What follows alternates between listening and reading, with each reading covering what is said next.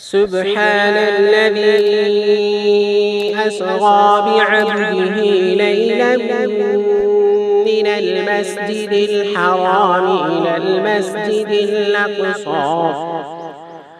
إلى المسجد الأقصى الذي باركنا حوله لنريه من آياتنا إنه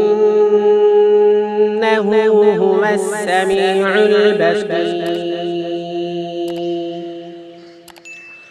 وآتينا موسى الكتاب وجعلناه هدى لبني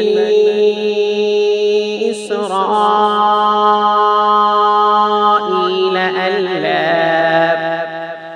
ألا تتخذوا من دوني وكيلا ذرية من حملنا مع نوح إنه كان عبدا شكورا.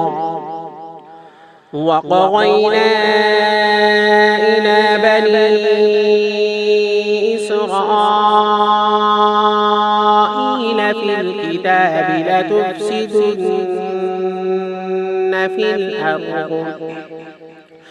في الأرض مرتين ولتعلن علوا كبيرا. فإذا جاء بعد أولاهما بعثنا عليكم عبادا لنا أولي بأس شديد فجاسوا خلال الديار وكان بعدا مفعولا. ثم رددنا لكم الكرة عليهم وأمددناكم بأموال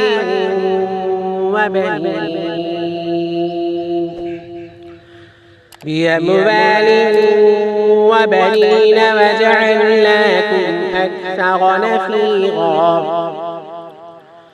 إن أحسنتم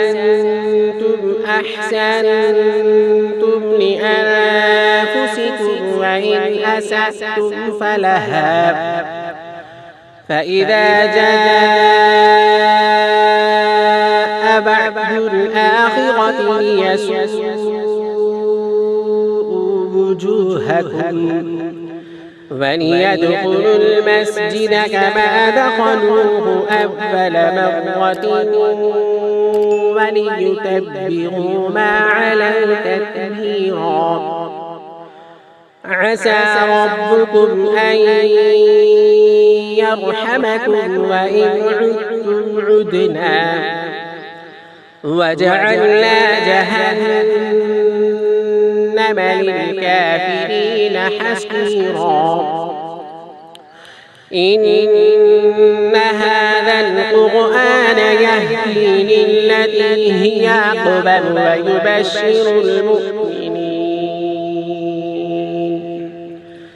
ويبشر المؤمنين الذين يعملون الصالحات أن لهم أجرا كبيرا. وأن الذين لا يؤمنون بالآخرة أعتدنا لهم عذابا أليما.